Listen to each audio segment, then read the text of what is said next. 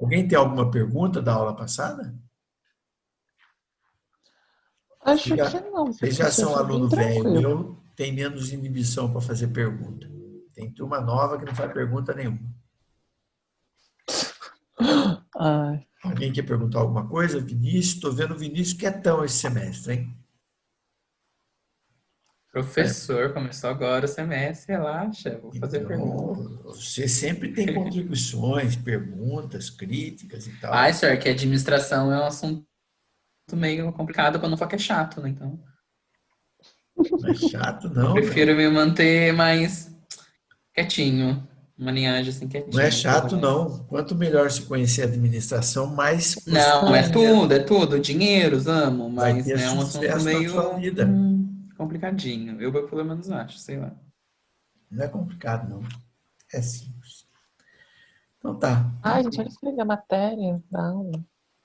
A Rebeca perguntou? Não, a Rebeca está entrando. O Matheus que falou alguma coisa, né? É. Então vamos aumentar lá. O caderno está desorganizado. Espera aí, eu tenho que primeiro pôr essa coisa aqui no formato de apresentação. E agora eu vou lá. Já está gravando. Que beleza. Compartilhar. Eu já volto, mas pode começar a aula, tá? Compartilhar. Vocês estão vendo só uma tela, né? Só a tela principal, certo? Sim. Sim? Sim, senhor. Eu andei pisando na bola e andei apresentando a tela que eu uso, que são 2 slides ao invés de 1. E daí não ficou tela cheia, não ficou legal. Agora estou perguntando o que vocês estão vendo, se é um slide só. Então, a última parte da aula passada, nós falamos desses principais, alguns princípios principais, as principais características da administração moderna, né? Então, maior participação das pessoas, divisão do trabalho, dividindo também a autoridade, poder conquistado, valorização do pessoal, organização preparada para solucionar problemas. Não existem regras infalíveis, então tem que constantemente estar adaptando essa realidade. Toda organização se relaciona com o meio externo e deve estar preparada para representar a empresa. E uma organização é parte integrante de um sistema maior. Então, aqui eu quero destacar muito forte o seguinte, ó. Vocês estão ligados à área de marketing. Essa mudança na visão da administração muda a visão do marketing. Porque antes dessa visão moderna aqui, nós vamos ver os autores aí daqui a pouco, né? Era departamental. Então, o marketing era uma atividade da área de marketing. Produção, produz. Vendas, vende. E com essa responsabilidade de que todos têm que estar relacionando com o meio externo, mudou de figura e o marketing deixa de ser uma atividade de um departamento e passa a ser uma filosofia da empresa como um todo. Então, do presidente da empresa ao office boy lá, o guardinha mirim, o estagiário, sei lá, todos têm que receber formação voltada para o relacionamento com o cliente e a importância do cliente para a sobrevivência da empresa. Porque daí todos são responsáveis pelo atendimento ao cliente, pelo marketing, pelo relacionamento, né? Nós vimos em marketing avançado, ou vocês viram, não foi comigo, que o marketing de relacionamento é a terceira geração do marketing. Você tem um marketing 1.0, que é a venda propriamente dito. O 2.0, quando eu começo a me preocupar com as necessidades do cliente. O 3.0 é o marketing de relacionamento, E o 4.0 é o marketing de relacionamento dentro dos meios digitais. Então, olha, essa mudança da administração moderna, ela é concomitante com essa visão do marketing 3.0, que é o relacionamento com o cliente. Tá?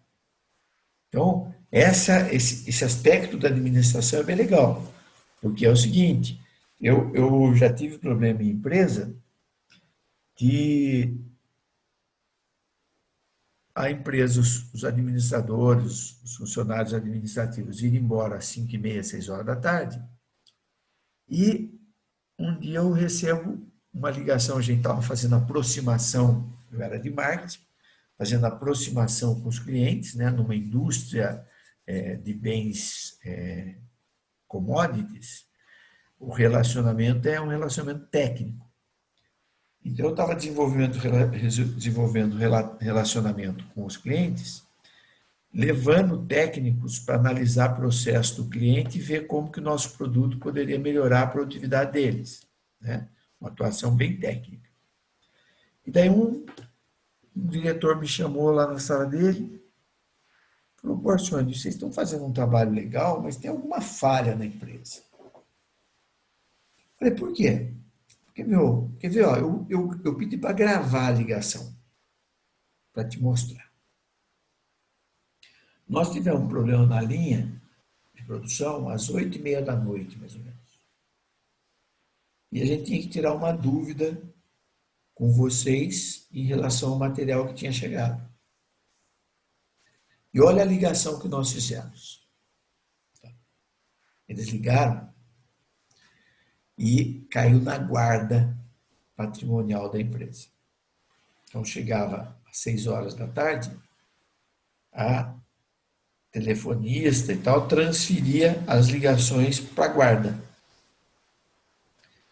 E a empresa ligou e o guarda se anunciou como segurança tal. Vamos supor, uma empresa segurança do Vale, por exemplo. A empresa ligou, o cara atendeu o telefone, segurança do Vale, as suas ordens, e pá. Aí quem está do outro lado, né? Ah, peraí, mas eu liguei na empresa tal. Ah, a empresa é aqui mesmo, tá. Ok, eu queria tirar uma dúvida. Ó, senhor, eu sou da segurança e eu não sei de nada. Eu acho que é melhor ligar amanhã. E aí tem um discurso lá, o cara pergunta, mas é urgente, o senhor não tem contato de alguém para a gente entrar em contato? Ah, não, eu não posso passar nada, tal, tal. Aí eu peguei aquela gravação e levei para a empresa. Falei, ó, não dá para culpar o guarda, porque na verdade não tinha nenhuma ordem para ele que ele podia mesmo dar o telefone de alguém. E nós não temos um plantonista da área para receber ligações. E aí fizemos uma reunião, um grupo de trabalho para achar solução para aquele problema. Porque a partir das 6 não tinha ninguém na fábrica mesmo. E a gente não tinha nem noção de quantas ligações a gente recebia depois do horário e que o cliente ficava sem informação porque o guarda não tinha como dar informação, não tinha nem ordem para isso.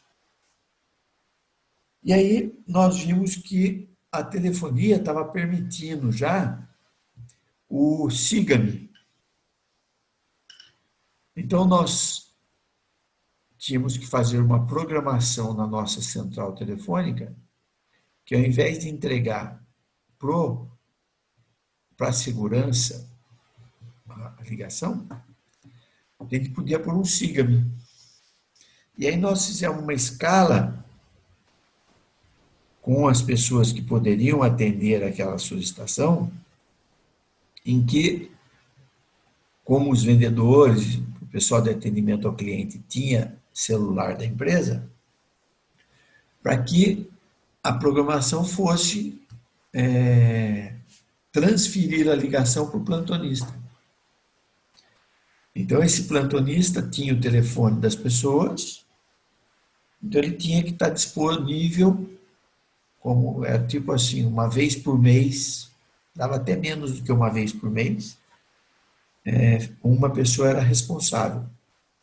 Então, tinha pessoal de planejamento, tinha pessoal de administração de vendas, tinha pessoal sei que dava umas 30 pessoas, um pouco mais. Então, cada um era plantonista e naquele dia era programado que o Siga-me era para o celular daquela pessoa. Foi feita uma lista dos principais telefones de contato e foi dado para cada uma dessas pessoas, foi feito um treinamento. Para quê? Caiu uma telefonema no tronco. E aí nós vimos que o número era pequeno. Era 1 ou 2 por mês. A pessoa ficava de plantão, mas não tinha ligação nenhuma para ela. E ligava, tinha um problema, a pessoa atendia, entendia o problema e via quem era a pessoa que podia resolver e daí fazia contato com essa pessoa e encaminhava o problema e dava o retorno para a empresa. Certo? Então, vocês verem como muda a gestão da empresa quando muda de figura esse pensamento de que você quer melhorar o relacionamento com o cliente, você não pode falar isso na reunião com o cliente e depois, na prática, efetivamente, o cara liga lá e é atendido como se não existisse. Né? Imagina, de cara ele é atendido por alguém que fala o nome de outra empresa. E depois, a hora que ele fala, mas não é da empresa. Tá, é da empresa sim, eu trabalho aqui e tal, mas sou da segurança. E às 6 horas vai todo mundo embora, eu não sei o que eu tenho que fazer. Né? Demonstra uma desorganização enorme da empresa.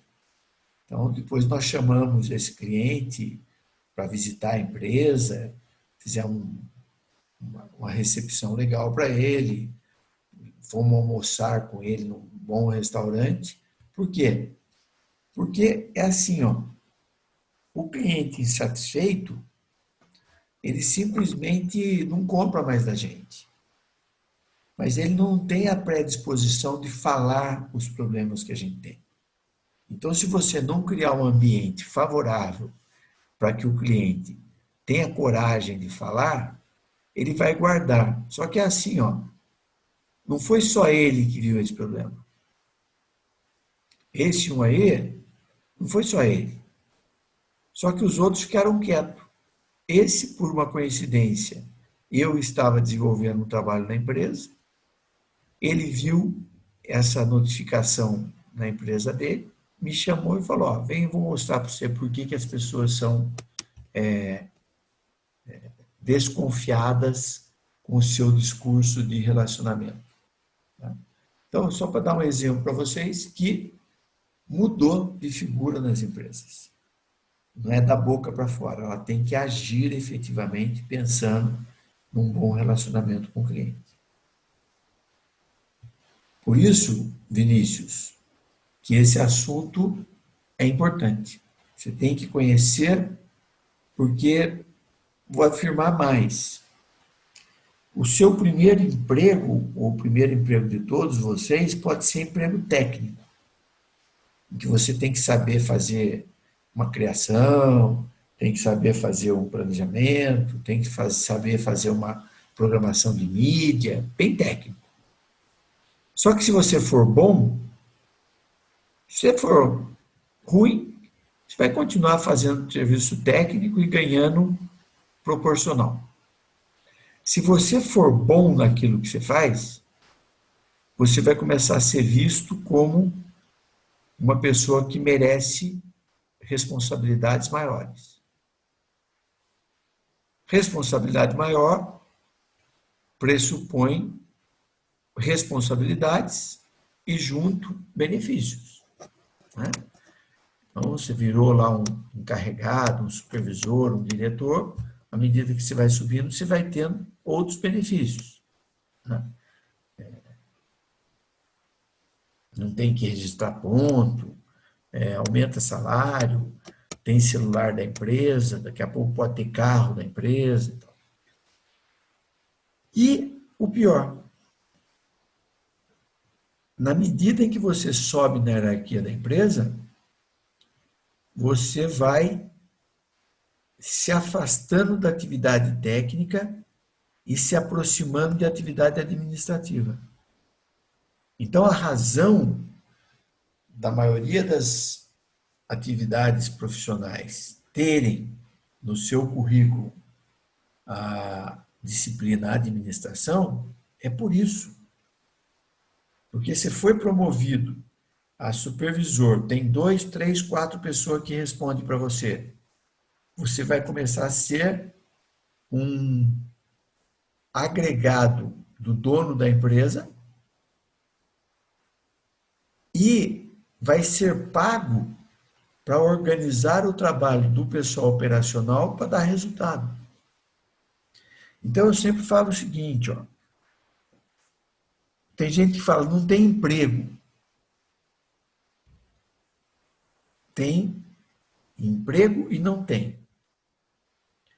Está acabando o emprego em que você ganha para receber ordem. Em que você espera alguém dizer o que você tem que fazer. Mas sobra emprego para pessoas que se propõem a representar o dono da empresa. Agir como se a empresa fosse dele, sem os riscos inerentes que o dono tem, mas agindo para que a empresa seja cada vez mais bem-sucedida, ganhe mais dinheiro, gere mais emprego e dê mais lucro. Né? Então, eu digo sempre como figura de linguagem, quando eu estou na aula presencial, é o seguinte, está faltando emprego. Imagine eu sentado na minha mesa lá, na sala de aula, e vocês sentados nas cadeiras, certo? Está faltando emprego para quem está desse lado da mesa que vocês ficam. Que é aquele que recebe informação, que é conduzido. E está sobrando emprego daquele lugar que eu sento ali. Então, eu digo que vocês, para evoluírem profissionalmente, têm que pular para o outro lado da mesa. E pular para o outro lado da mesa de quem administra a empresa é assumir o seguinte, ó, eu já falei isso lá atrás, vou repetir agora com uma ênfase maior na administração. Né? Tem certas coisas que eu falo em outras disciplinas, que eu não sei se eu vou dar administração. Fazia já, acho que uns 5 ou 6 anos que eu não dava administração. Mas eu que comecei a mudar a administração da comunicação, com visão de administração mesmo. Então, olha só, nós somos levados a olhar para o empresário, para a empresa, como um explorador. Né? Que nós somos um coitadinho, que ganhamos pouco e ele ganha muito explorando nosso trabalho. E eu já falei para vocês que enquanto tiver esse pensamento, você está limitando sua evolução, porque se na minha época que eu me formei, a gente era preparado para ser empregado de empresa,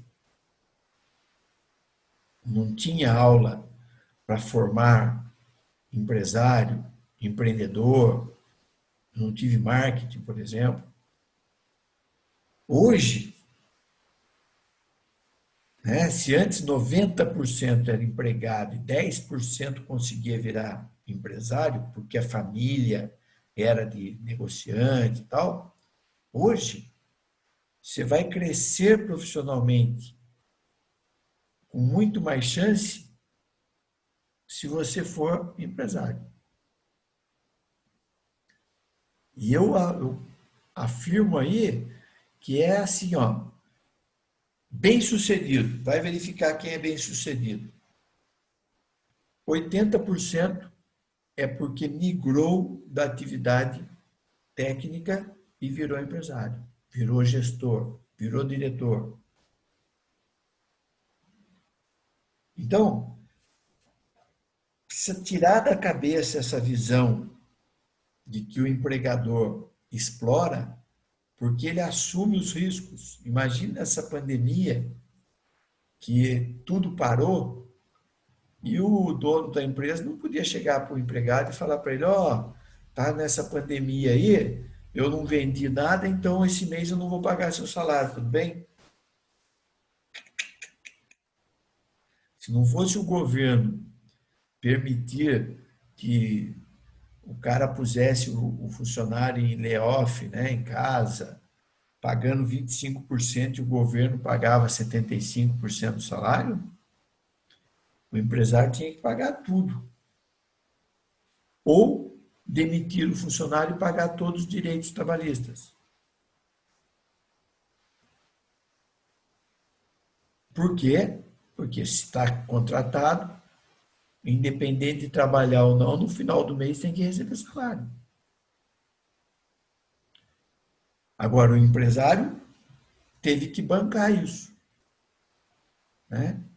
Então, é justo que quando ele está num mercado aquecido, que ele ganhe por estar financiando aquele trabalho.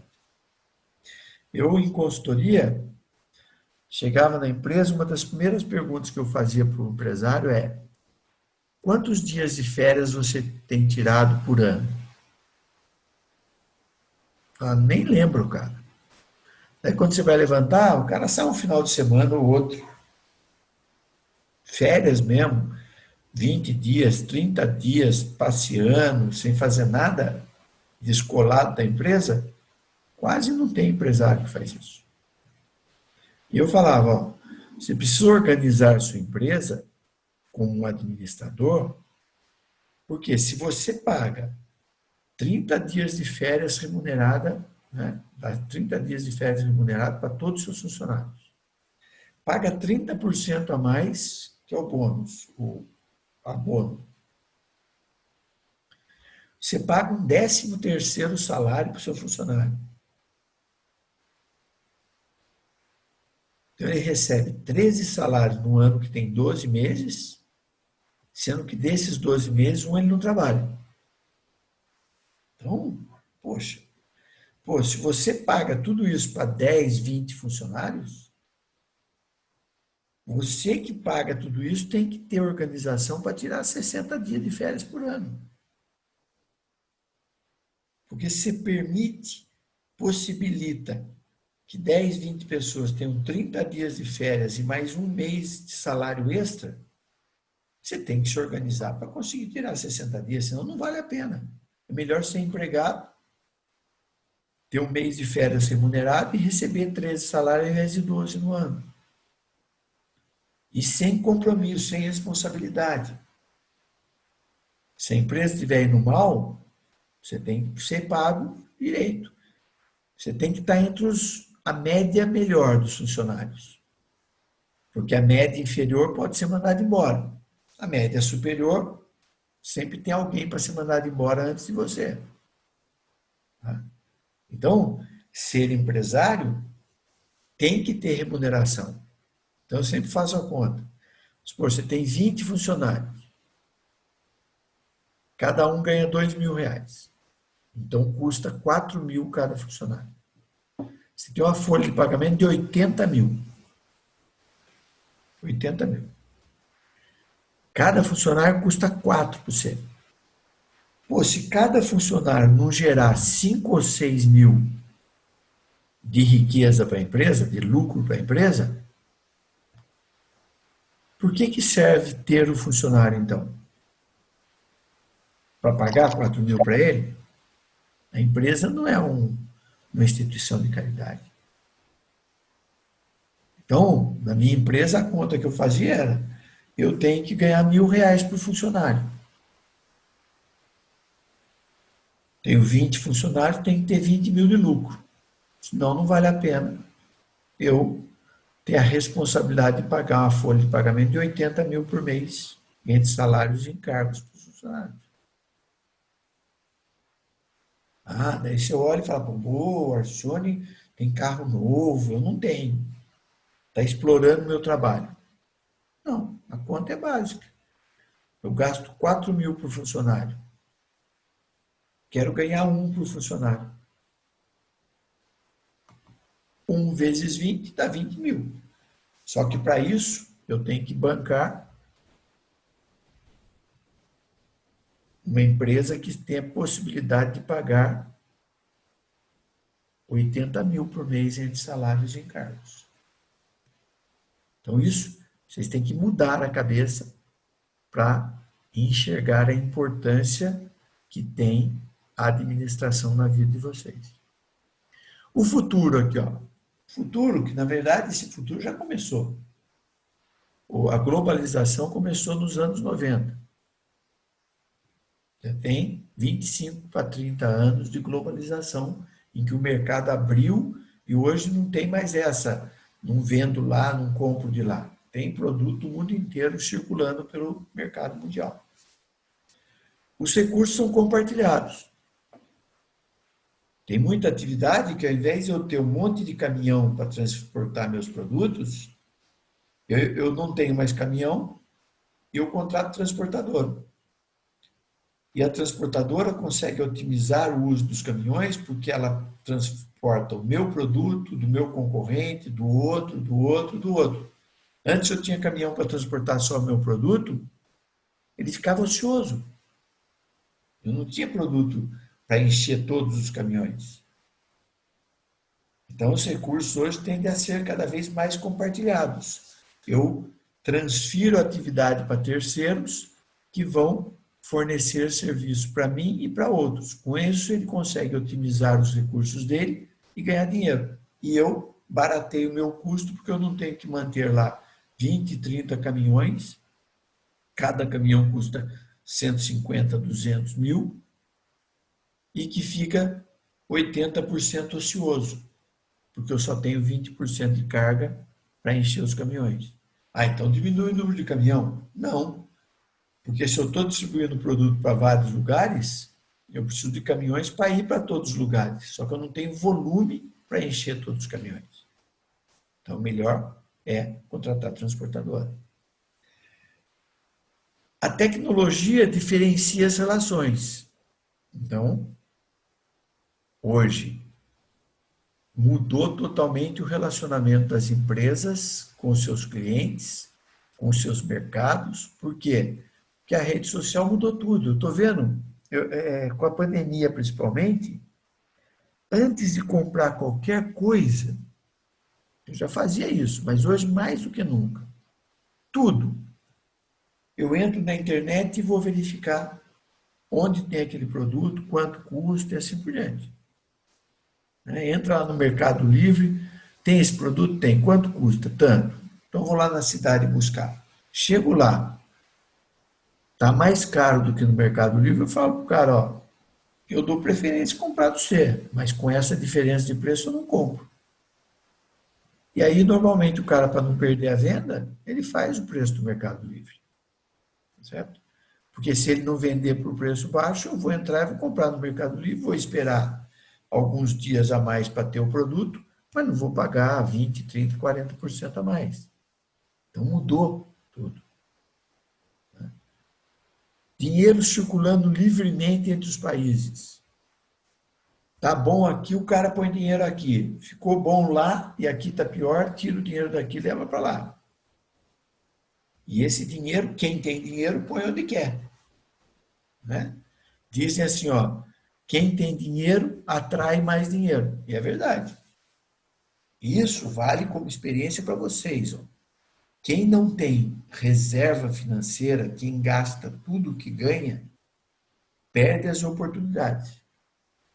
A oportunidade que aparece assim, ó, pô, tem um terreno ali, ó, aquele bairro é legal, poderia comprar para no futuro construir uma casa. O cara está vendendo porque ele comprou um outro, precisa vender aquele, está fazendo um preço bom. Pena que eu não tenho dinheiro.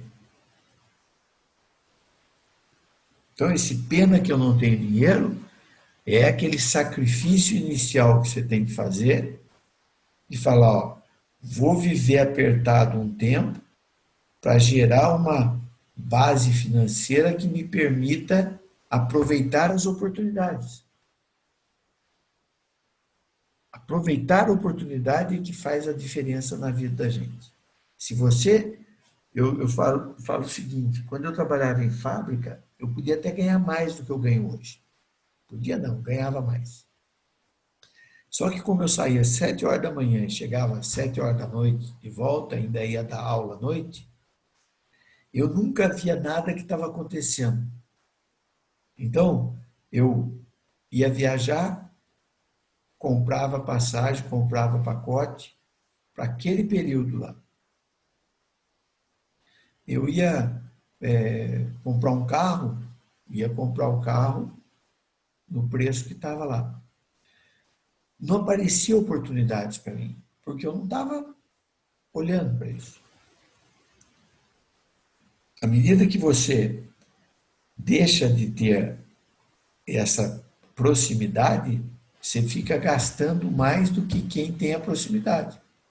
Então, em determinado momento, eu falei, peraí, mesmo trabalhando fora e tal, eu tenho que manter o contato com algumas pessoas para ver as oportunidades.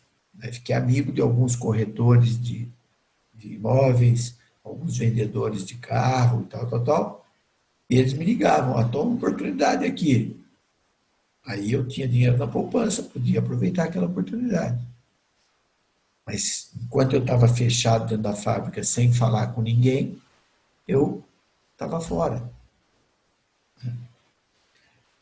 Futuro, necessidade de um equilíbrio entre excelência em alguns setores e seguidores em outros. O que é isso?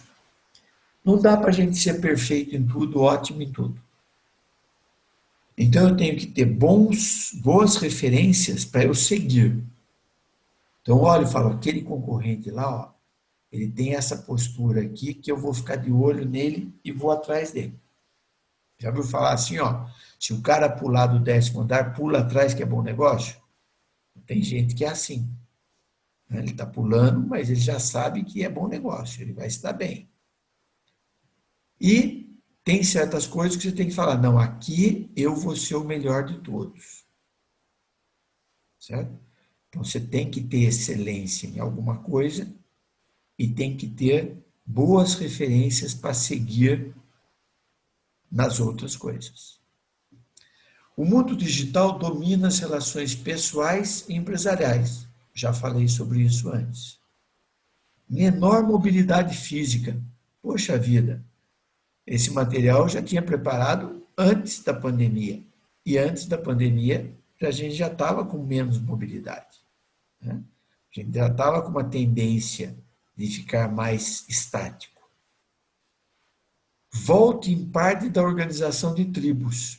Então, não sei se eu comentei na semana passada, lá na teoria da administração, vocês estudaram indústria cultural, a escola de Frankfurt, com o Horkheimer, o Adorno, a aura da obra de arte do Benjamin.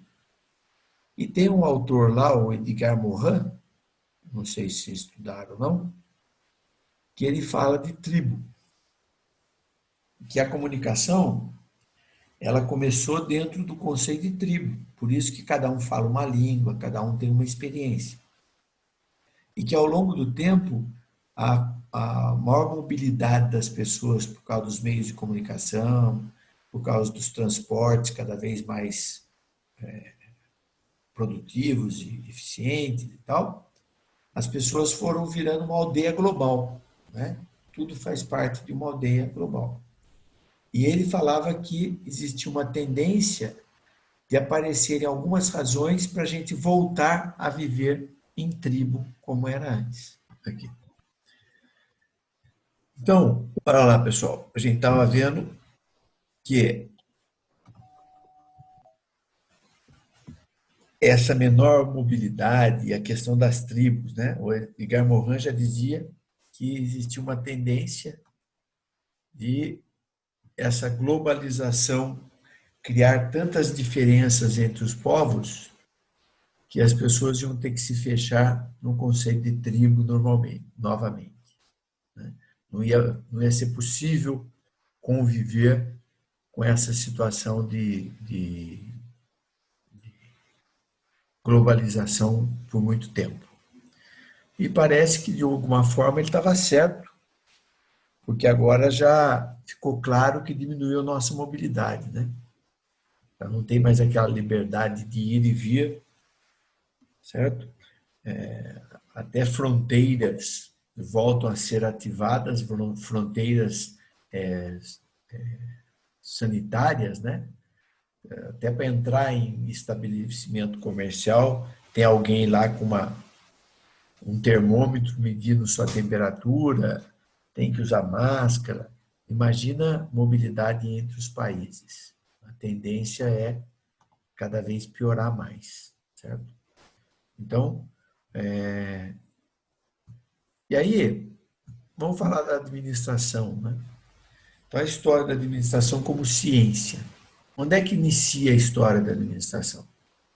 Na Antiguidade, na Idade Média, no Renascimento, no século XVIII, com a Revolução Industrial, onde é que começa? Então, antes de andar para os próximos slides, é importante a gente destacar o seguinte, que a gente tem indícios de que tinha administração já. Né? Por quê? Porque não é possível você ter construído uma pirâmide no Egito, obras de arte aí que você olha, que está há milhares de anos de existência, sem que houvesse uma organização por trás disso, sem que houvesse uma tecnologia de administração por trás disso. Imagina construir a pirâmide sem o maquinário que tem hoje, são pedras gigantescas para se locomover. Eu vejo na cidade de Carrara, lá na Itália, onde está a minha origem, as pedras de mármore são monstruosas, os caminhões que transportam são enormes. Só que na época do Império Romano, antes do Império Romano, o pessoal já tirava aqueles blocos e transportava para Roma, que fica 500 quilômetros de distância, para construir as obras de arte lá e tal. Como é que descia da montanha aquelas pedras monstruosas? Então o pessoal tinha uma inteligência que permitia fazer esse tipo de coisa. O que não ficou, deixa eu só fechar a porta, o que não ficou claro ao longo do tempo é onde foi parar essa tecnologia. E daí, a teoria tenta explicar isso. Então, vamos ver, antiguidade. Né? O que aconteceu na antiguidade? Qual era a característica da antiguidade? É uma época profícua para ciências, porque os seus pensadores e filósofos criaram e desenvolveram com grande profundidade muitas áreas do conhecimento humano. Então, lá na antiguidade, né, na Grécia, né, os filósofos lá, o Platão, Sócrates e tal, esse pessoal enxergava o mundo com uma abrangência e escrevia sobre isso, falava sobre isso. Porém, quando se fala em administração, nunca foram encontradas obras que comprovem o seu desenvolvimento. Uma possível causa, olha que legal, uma possível causa é que predominava nessa época um forte preconceito em relação ao trabalho. A tal ponto que era considerado o trabalho uma atividade desprezível. Então, olha só, com todo o pensamento dos filósofos, enxergando o mundo, enxergando as relações entre as pessoas e tal, o trabalho não era uma coisa bem vista. Era uma atividade relegada a braçais. E aí surge a escravidão. Olha aí, o trabalho não era para o nobre não trabalhava. Ele escravizava alguém para fazer o serviço para ele. E não é escravidão como a gente estuda aqui, que é vamos buscar o negro lá na África para trabalhar para a gente. Não. O Brasil mesmo tinha escravidão dos índios primeiro. Depois é que foi incorporado a escravidão negra. Mas, de uma certa forma, quando acabou a escravidão, foram buscar nos países que estavam com dificuldade econômica e que não tinham emprego, pessoas que tivessem dispostas a largar tudo o que tinha e vir para o Brasil receber um pedaço de terra ou ter um emprego nas fazendas para substituir a mão de obra escrava. Então, quem são os italianos que vieram para cá? O italiano que estava morrendo de fome, não tinha onde cair morto e largou tudo e veio enfrentar uma nova vida. Vieram para cá, foram para os Estados Unidos, foram para a Argentina, saíram da Itália, porque vivia uma carestia lá, né? Os japoneses que vieram para o Brasil, outro momento, vieram. Seu microfone está aberto, feche para mim, por favor. Vieram os japoneses também para fugir de uma situação ruim que eles viviam. Brasil grande, Japão pequeno, Brasil com muita terra cultivável, Japão nada. Eles vieram. Mas a gente vai encontrar, por exemplo, a Finlândia, que é o país com menor corrupção do mundo, junto com a Noruega, que tem das rendas per capita mais altas do mundo, foi escravo dos russos. Então, tudo lourinho de olho azul, escravo. Porque era a escravidão pela força, o domínio de uns sobre os outros. E esse pessoal deixou de ser escravo e deu a volta por cima. Hoje são mais evoluídos do que a grande maioria da população do mundo. Mas eles faziam o trabalho que ninguém queria fazer. Outra razão era o foco dos povos primitivos nas guerras. Então, na antiguidade, se valorizava muito o soldado. O soldado defendia a pátria, ia, conquistava, pegava riquezas quando ganhava a guerra, e quem trabalhava era inferior. Então, imagina, se era tratado como uma atividade secundária, não tinha ninguém que se preocupava em melhorar o desempenho. Coloca mais escravo para fazer o serviço, ao invés de melhorar a qualidade do serviço. E ninguém se prontificava a escrever sobre isso, registrar para outros utilizarem. Se perdia o conhecimento com os artesãos que desenvolviam os produtos. Os antigos acreditavam que havia dois campos antagônicos e possíveis de atuação: o intelectual destinado aos cidadãos e o material cabível aos escravos. Então, olha que forte isso. Toda a intelectualidade estava ligada ao cidadão. O escravo não era nem considerado cidadão. Isso, estou falando da história antiga, muito antes até do surgimento do Brasil. O Brasil é um país novo. Como eu já falei, eu estudei numa universidade 300 anos mais antiga do que o Brasil.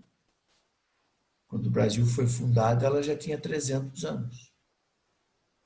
Certo? Então, nós estamos falando de antiguidade, lá atrás. A escravidão não é a nossa história que mostra. Nossa história é fichinha perto do que foi escravidão no mundo.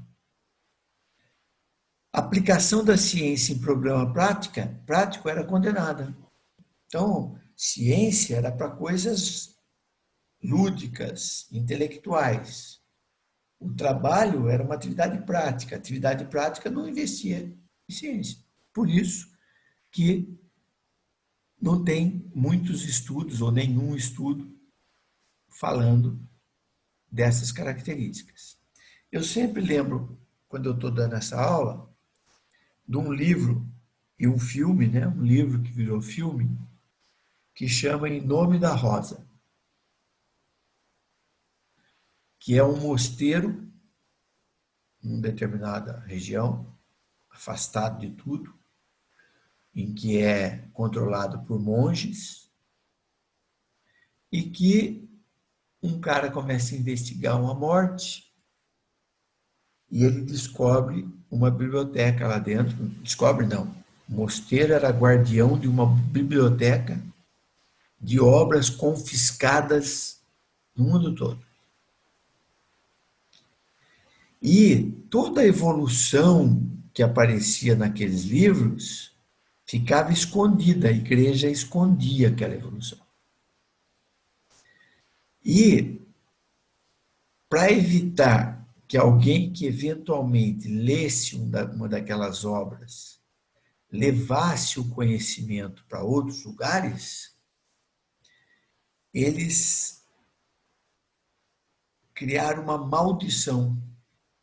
Quem lia, morria. Não sei se alguém já viu o filme ou leu o livro, mas eu vou dar um spoiler aqui, porque essa é uma parte mínima desse filme, ele é muito antigo. O cara que estava investigando descobriu que todos que morriam estavam com a língua preta. E aí ele foi ver que um hábito que nós temos quando estamos lendo é que fazia o cara morrer, porque eles envenenavam a folha dos livros. Então, aquela nossa mania de molhar o dedo na língua para virar a página, molhava, virava a página, mas quando virava, pegava o veneno, quando molhava de novo, envenenava a pessoa, era acumulativo, em um determinado momento aquela pessoa morria. Do nada. Então, o cara descobriu que era uma forma de evitar que um dissidente daqueles monges que visse aquela grandeza de conhecimento, né, levasse esse conhecimento a público. Porque muitos desses conhecimentos questionavam a história defendida pela igreja, do Adão e Eva, da criação dos 7 dias e tal, porque eram livros muito mais científicos. Certo? Então, toda vez que eu dou essa aula, eu lembro desse filme. Eu acho que ele é tão antigo e comum que vocês acham até na internet para assistir, Em Nome da Rosa. Assistam, não é um filme... É um filme até com um ator importante, aquele que foi 007, não vou lembrar o nome agora, em inglês, Sean Connery. É um dos caras do filme. Então, um filme que tem atores bons. Mas é legal para ver essa característica de não deixar o conhecimento evoluir escondendo as obras. Então, eles confiscavam, levavam para aquele monge, para aquele mosteiro, e ali ele ficava protegido da divulgação. A Idade Média. Se a Antiguidade não era, vamos ver a Idade Média. Embora mais rica e eficiente no domínio da técnica, as condições ainda não permitiram o desenvolvimento de uma abordagem racional do trabalho na Idade Média. E vamos ver algumas características. A crença religiosa e o misticismo na Idade Média assumiram grande importância social e o pensamento generalizado era de que todas as coisas eram dirigidas e controladas por Deus. Então, eu não lembro a data que passa o filme, mas eu sempre confundo se ele não está aí na Idade Média, quando a religião passou a ser muito forte. A escravidão que entravou o progresso técnico na antiguidade foi substituída pelo tradicionalismo e pelo misticismo da Idade Média. Então, a escravidão lá da antiguidade, que atravancava tudo, porque o trabalho era visto como uma coisa não nobre, deu lugar para o tradicionalismo e pelo misticismo, a religião. Então, mais uma vez, o trabalho produtivo, a produção era relegada. E a gente pega os filmes antigos, né? A gente vê. O que o cara fazia quando ele trabalhava? Ele era ferreiro. Cuidava da ferradura do cavalo, fazia faca, fazia espada, sei lá o quê. O que fazia o trabalhador? Fazia caixão para enterrar pessoas. Era um agente funerário, que era um carpinteiro. O que fazia? O cara fazia carroça. Daí você olha e fala, poxa, não tinha ninguém ali que tinha uma fábrica e ganhava dinheiro por fazer caixão. Era o coveiro lá. O ferreiro também era um qualquer lá, não tinha importância. O que mandava era dono de terras, criação. Mas o trabalho era sempre relegado a atividades sem valor. Os preconceitos em relação ao trabalho continuaram, os nobres se orgulhavam de não trabalhar. Certo? Trabalhar é coisa de pobre, é coisa de escravo, é coisa de ninguém. O preconceito e o misticismo definiram na Idade Média o não desenvolvimento das aplicações práticas das ciências. Então, a explicação, né, de não ter nada escrito está associado a ninguém dar valor para isso. Quem produzia não era valorizado. O Renascimento. Como é que o Renascimento aparece em tudo isso? Então, com o humanismo recuperando o patrimônio filosófico, literário, artístico da antiguidade, então, olha só, por que chama Renascimento? Porque entre a antiguidade, que tiveram os grandes filósofos, e o Renascimento, teve a Idade Média, em que toda aquela riqueza da antiguidade associada aos filósofos, aos pensadores, perdeu espaço para o misticismo. Inclusive, o misticismo que punia as pessoas que tinham conhecimentos científicos. Né? Então, é a época da caça às bruxas. Quem dominava algum conhecimento, é bruxo. Certo? Tem uma sériezinha aí, que esqueci o nome agora. Tem a Homeland e tem a outra. Não lembro se é a Homeland. Em que existe um portal lá e uma mulher volta no passado. Só que ela era médica no presente. O nome da série é Outlander. Outlander, é isso mesmo. E ela volta no passado e ela é médica. Então, lá no passado, ela começa a ter conhecimentos que outras pessoas não tinham. Depois, até durante o desenrolar, ela encontra outras bruxas, como ela, que vieram do futuro. E ela começa a empregar algum conhecimento. E uma das primeiras coisas que marca no filme é que um rei lá, um soberano, se machuca e a igreja é que trata.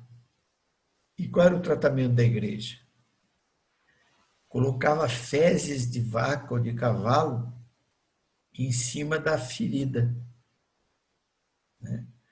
E ela vai e fala para o cara, não, aquilo lá não pode ser feito. E a igreja vai contra ela. Só que como ele era o manda-chuva, ele dá apoio para ela e ela consegue curar ele. Porque normalmente, né, nessa época, quem quebrava uma perna, machucava alguma coisa meio grave, morria. E aí o pessoal ficava rezando, rezando, rezando, morreu. Morreu porque era um pecador, né? E, na verdade, o que tinha era uma falta de higiene enorme e, nesse caso, até o uso de fezes para colocar lá no ferimento ainda piorava a questão de infecção e tal.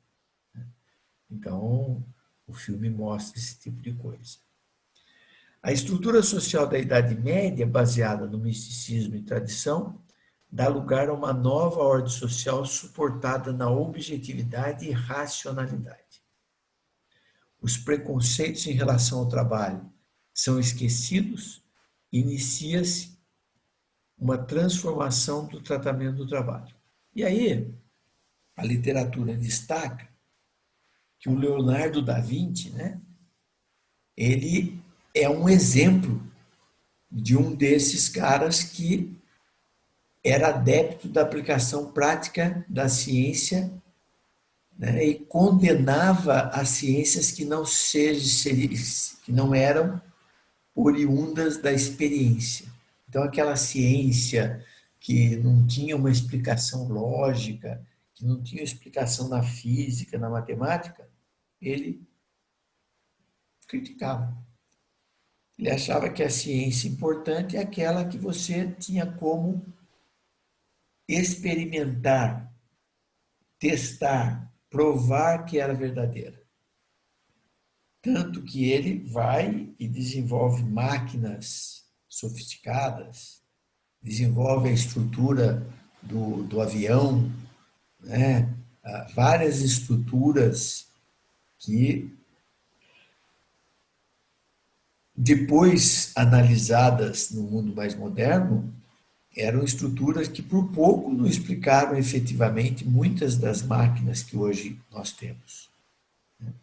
Então, ele, além de ser um escultor, um pintor de destaque, ele era um inventor, alguém que analisava a realidade à volta e transformava aquela realidade em aquela visão do mundo em uma realidade mecânica, uma realidade prática, uma realidade de produção, certo? Ele considerava a mecânica a ciência mais nobre e útil. Era o paraíso para a aplicação das ciências matemáticas. Então, olha só, o Leonardo da Vinci é bem a mostra dessa mudança no Renascimento que vai desembocar, então, no século XVIII. Tá? Por quê? Porque as coisas demoram, né? A hora que você começa a liberar, tem toda uma tradição, tem todo um afastamento da riqueza que impede que haja uma evolução rápida. Então, próximo passo aqui, que a gente fala de antiguidade, Idade Média e Renascimento, é para justificar por que, quando se fala em administração, começa a falar dela a partir do século XVIII e, efetivamente, a partir do século XX que surge uma ciência da administração. Então, esse slide aqui, ó, representa bem essa realidade. É a evolução da indústria. Então, antes do século XVIII, com tudo que foi falado aí da Antiguidade, Idade Média, Renascimento, a produção era artesanal, né? As empresas eram familiares, o conhecimento era passado de pai para filho ou quando não tinha filho, o artesão escolhia um aprendiz ou mais para trabalhar com ele e aprender o ofício, certo? Para quando ele morresse ter alguém para substituí-lo. E, consequentemente, o volume de produção era baixo, era uma produção destinada para uma elite que tinha maiores posses, e para os outros era relegado o resto. Tá? Então vamos olhar: o artesão, o alfaiate, a costureira, era um artesão que ficava fazendo aquelas roupas todas bodosas para as mulheres nobres, para os homens nobres. O próprio cara que fazia peruca, teve uma época da nossa história aí, em que o cara nobre tinha que ter aquela peruca branca lá para pôr na cabeça. Então, apesar de ter, com certeza, um desenvolvimento da indústria e, consequentemente, de uma teoria básica de administração, até que muito intuitiva, isso tudo se perdeu com o tempo. Mas uma coisa dá para ver, é o seguinte, ó. Eu queria que vocês pensassem e me respondessem. A evolução, ela se dá pelos fortes ou pelos fracos? Fala, quem é que se arrisca a dar um palpite para mim? Eu acho que é pelos fracos, professor. Por que você acha que é pelos fracos? Porque para quem é forte é cômodo você estar no poder. Então, quando você não está no poder, você quer ver a mudança. Tá. Você usou a expressão do poder. Tá. Alguém tem outra opinião? Ou a mesma opinião com outro argumento?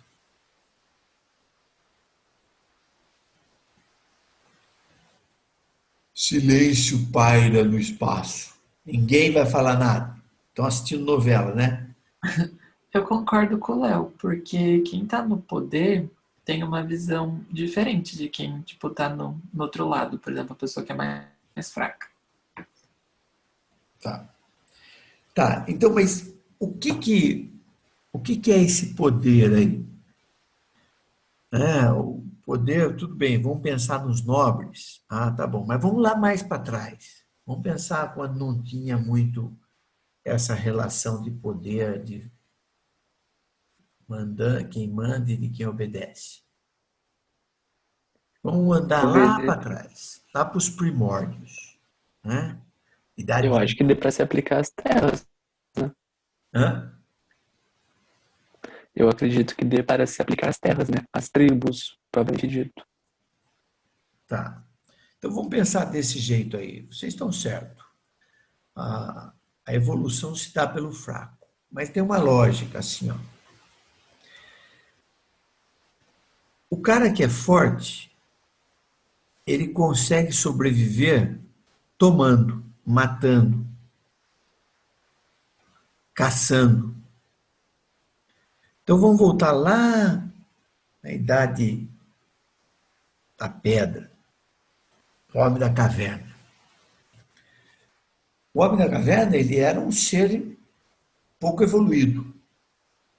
E tinha aquele cara forte, que já nasceu forte, que corria mais que os outros, que aguentava pisar no chão e o pé dele tinha um casco ali que permitia que ele pisasse em pedra, em calho e tal, e aguentasse o tranco. Que pegava o animal na unha ali, mordia o animal, quebrava pedaço do animal, matava o animal e depois saía comendo aquilo lá, que nem qualquer outro animal. Então ele se baseava no reino animal para sobreviver. E para aquele que era franzino, para as mulheres que eram mais fracas, né, o que cabia para eles? o resto do poderoso. Então o cara matava o animal, ia lá, se saciava e largava a carcaça. Aí os mais fracos iam lá pegar o resto. Certo? Professor, Sim. a Rafa respondeu pelo chat. Ela falou que ela tá sem microfone. Aí depois, se o senhor puder dar uma olhada. Ela escreveu que também acredita que seja pelos fracos. Deixa eu ver o que ela escreveu aqui.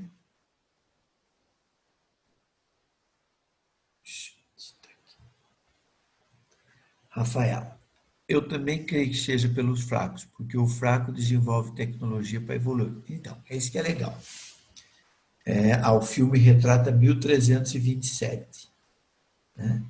É já meio que próximo da Idade Média, aí, que começa o domínio do misticismo da igreja. Obrigado quem mandou a data. Então, olha só. Aí, se coloca no lugar do fraco.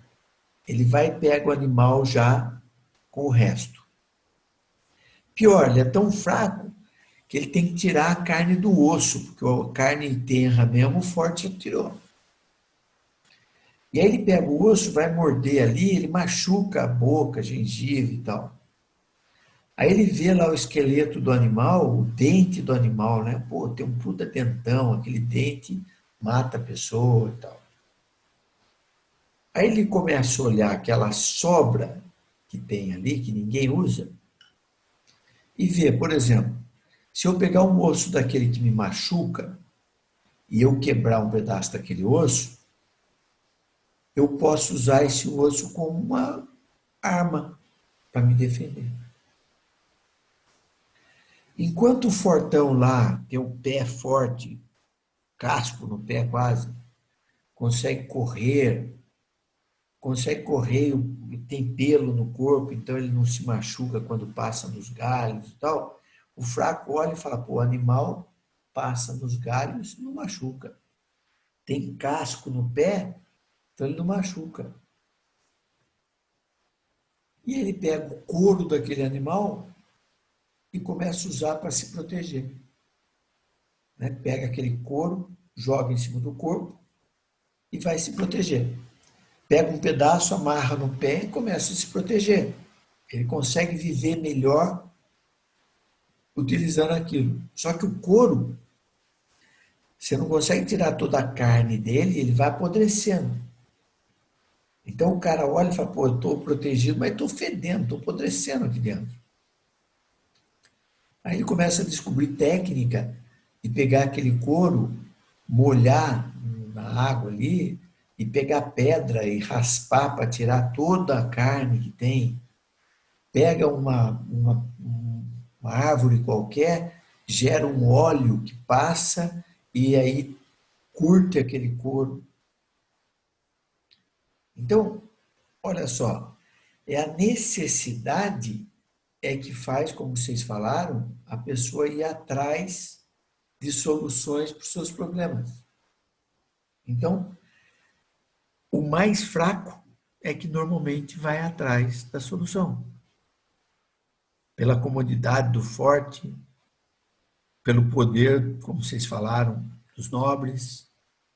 Então, o mais fraco começa a olhar e fala assim, eu tenho que vencer.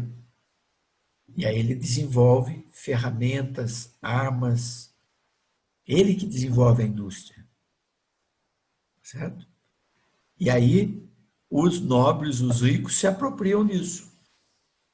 Então, pô, se aprendeu a fazer alguma coisa, me interessa, eu sou forte, eu vou lá e te confisco. Então, na época até do Leonardo da Vinci, do Michelangelo e tal, a igreja meio que intimava esse pessoal a trabalhar para eles. E o Leonardo da Vinci era tão rebelde que ele trabalhava para a igreja, mas ele não cumpria prazo, não cumpria nada. Tinha cara que seguia a risca, ele não fazia nada. Ele trabalhava quando ele queria. E a igreja ficava louca com isso, porque ele não cumpria regras, ele não reconhecia o poder. Então, ele era um revolucionário na época. Ok, esse passado todo chega idade, século XVIII, Inglaterra. É desenvolvida a máquina a vapor. Nós vamos entrar em detalhes mais para frente da Revolução Industrial, mas a primeira Revolução Industrial, século XVIII, 1700 e alguma coisa, na Inglaterra, por causa da máquina a vapor, que substitui a mão de obra e a força dos animais, e impulsiona a produção, transformando a força motriz de animais e pessoas em força mecânica do vapor das máquinas a vapor. Com isso, o transporte de carga, por exemplo, que era no lombo de burro, nas costas das pessoas, ganha um ajudante enorme, que é o cavalo de ferro, que aguenta muito mais peso do que o número de pessoas e animais que precisavam. Tanto que a máquina substituiu o animal, que a medida de potência das máquinas, até hoje, a gente fala, tem tantos HP, se for em inglês, horsepower, ou, se for em português, cavalo-vapor, CV. Aquele motor tem 1 cavalo-vapor, 1 HP. Equivale 1 HP à força de 1 cavalo. Quando você fala assim, o carro de Fórmula 1 tem 1000 cavalos, 1000 HP, é que a força de arrancada de um carro de Fórmula 1 é o equivalente à força de 1000 cavalos puxando alguma coisa. Não dá nem para medir isso, né? Como é que você vai pôr 1000 cavalos andando junto para puxar alguma coisa? Vai ser uma bagunça isso. Mas a medida é a comparação do quantos cavalos precisaria para ter a mesma potência em alguma coisa. Certo? Um motorzinho elétrico aí que gira uma bomba para puxar água de poço tem 1 HP. Tem a força de 1 cavalo. Como se tivesse uma corda lá, um balde lá embaixo e o cavalo puxando aquele balde.